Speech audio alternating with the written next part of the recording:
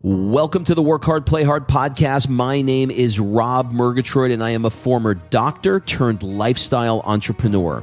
Each week, I interview some of the best minds on the planet on the science of achievement and the art of fulfillment.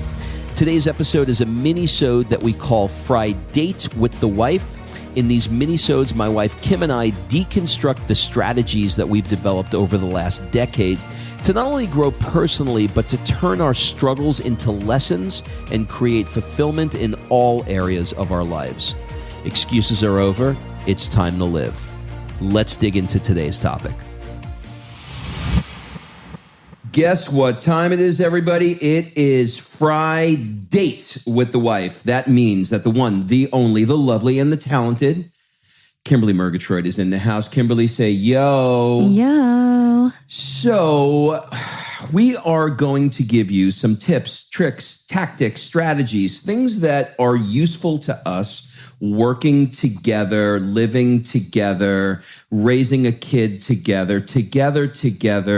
It's like we're always freaking together. To get her is like I like to say, to get her. So we're going to talk about a few different things today. The first of which is going to be, don't live a freaking Groundhog Day life. So what do we mean we don't want to live Groundhog's Day? What is Groundhog's Day to you, and how do you prevent yourself from living it? Well, Groundhog Day, if you remember the movie with, I think it was Bill Murray, where every day he woke up and he had to relive the same exact day over and over and over again. So I think so many people fall into that trap of living that same day. They wake up, they brush their teeth, they go to work, they come home, they feed the kid, they, read the story, they go to bed, and they wake up and they do it all over again. There's not that fire, that American dream, I don't believe is alive in the general population. And I think it's so easy to fall into that trap and just living every day, the same exact way as you lived the day before. Have you ever felt yourself living Groundhog Day? Yeah, actually, you and I, a long time ago, like over a decade ago, we found ourselves in that trap, or at least I did. And you made a really good recommendation. You read The 4-Hour Workweek and you said, Tim Ferriss has this thing called the Dreamline. And I think we should do it and figure out, what do we really want? Because you were just, clicking away, going to the office. I was just doing my job. And, it was literal repetition. Every day was the same. And we hadn't developed Jet Set Life yet. We weren't doing any extracurricular type activity. Extra curly activity. Yeah. So, you suggested the Dreamline, which for anyone, I highly recommend. It is all about finding out what do you want to have, be, and do within the next 6 months. So it's not like a vision board 10 years down the road. It is literally, what do you want now? From a practical standpoint, for those of you that don't know what the Dreamline is, let me just take a second and give you some tactics on how to use it. Like Kim alluded to, you want to write down what you want to have, be, or do. Very often, we set goals that are too far in the future. A lot of times I laugh with my friend Darren now about, what our 10-year plan looks like. Now, between the two of us, we don't make a 10-minute plan. But when we were 20, we had the 10-year plan. Of course, none of it came true. The Dreamline is designed to have some very high constraints, 6 months to a year at the absolute longest, to put enough pressure on you to be able to accomplish it and not be too far.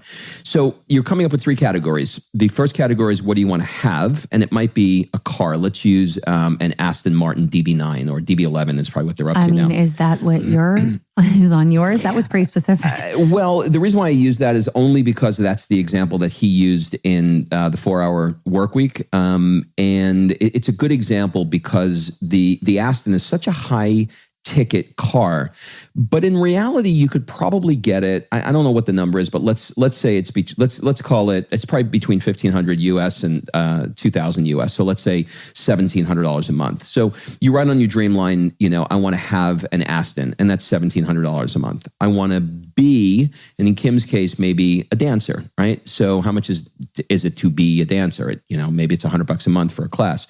And what do you want to do? I want to take a trip to I don't know, the Grand Canyon, right? So the idea is that you come up with how much all of these things cost, and then you come up with a TMI, and a TMI stands for not too much information, I was going to say. but total monthly income. By the way, I think the TMI expression came out post 4-Hour Work Week, and I don't think he would have used that acronym had he known that was going to evolve that way. But it's your total monthly income.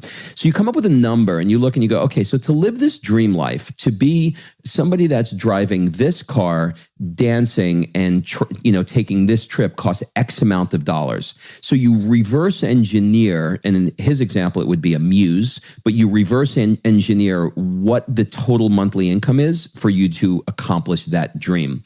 So circling back to Groundhog's Day, if you want to avoid Groundhog's Day, go to Dreamline.com. You can even Google Jet Set Life and Dreamline, and you'll come up with our blog and the PDF that we created that will, give you the tools that you need to create your own. So if you're finding yourself living in Groundhog's Day, I strongly recommend it. Yeah, just think about that. If every 6 months you sat down with a glass of wine with your spouse and you both did this, how different would the next 6 months be if you just took action?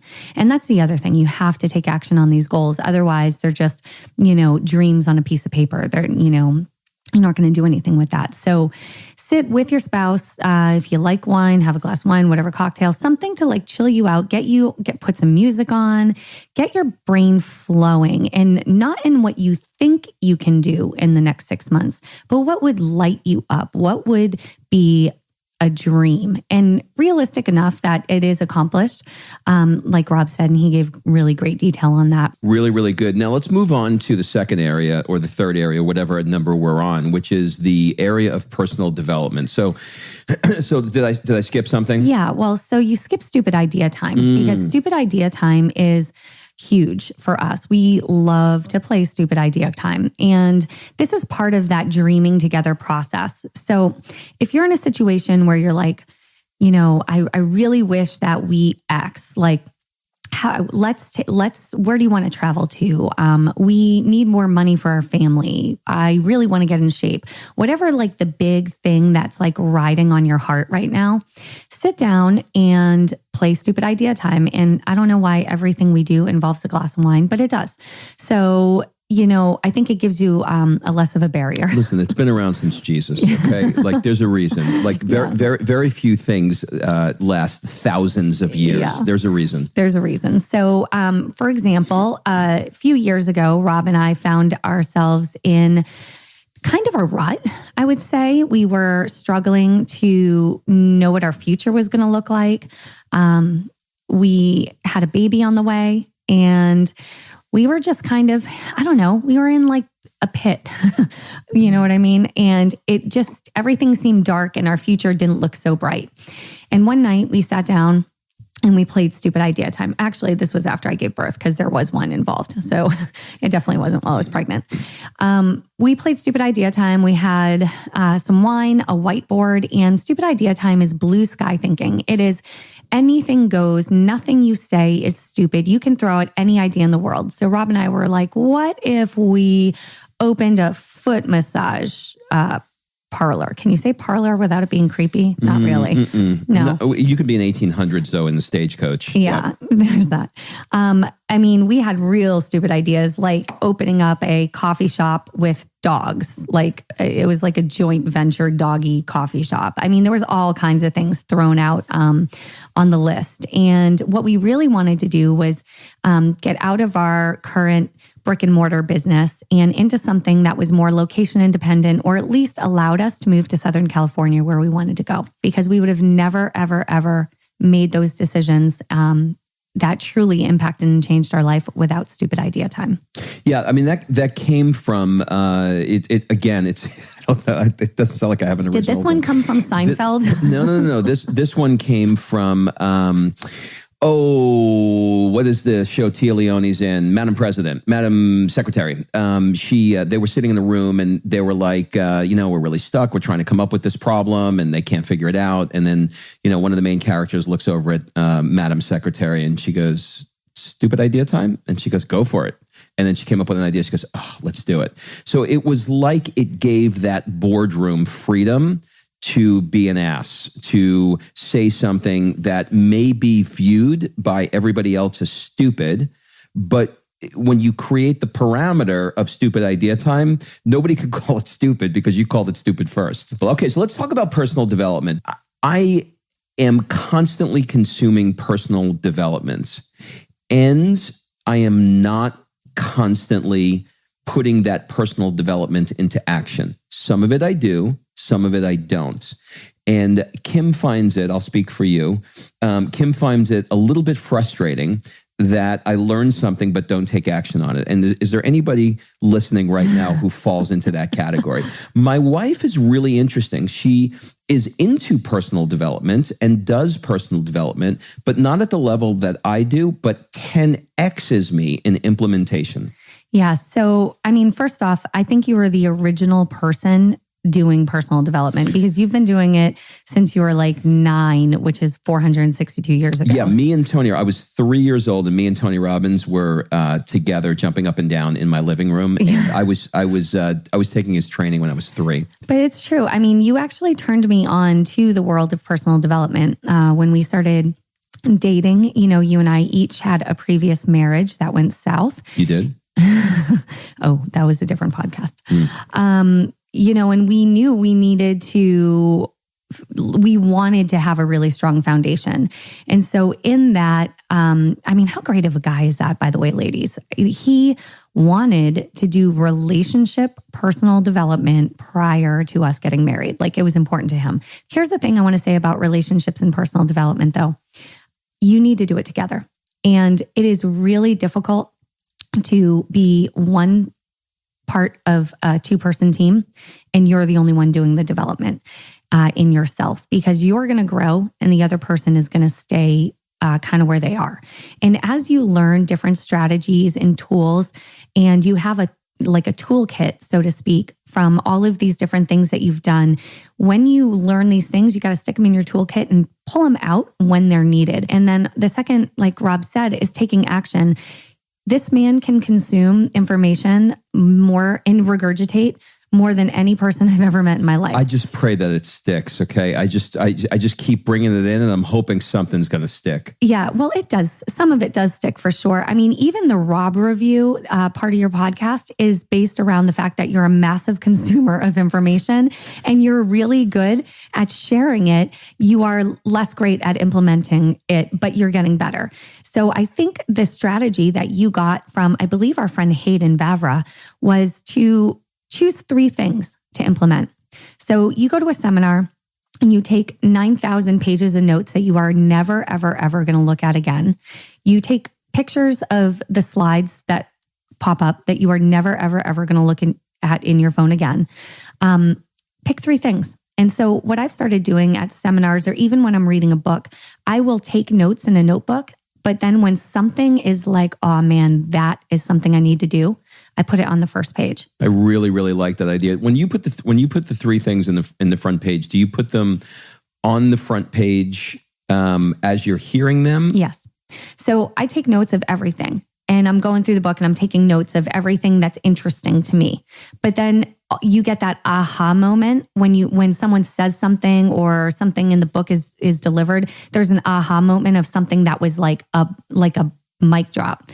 I take that and put it on the first page. So I might have 10 mic drops on the first page, but I'm only going to choose 3 to implement. So that way I don't have to go through. Got it. So you put the mic drops on the front page and circle the 3 you want to take action. Exactly. I just don't want to have to go through 92 pages of notes to get to the 3 things. I got it.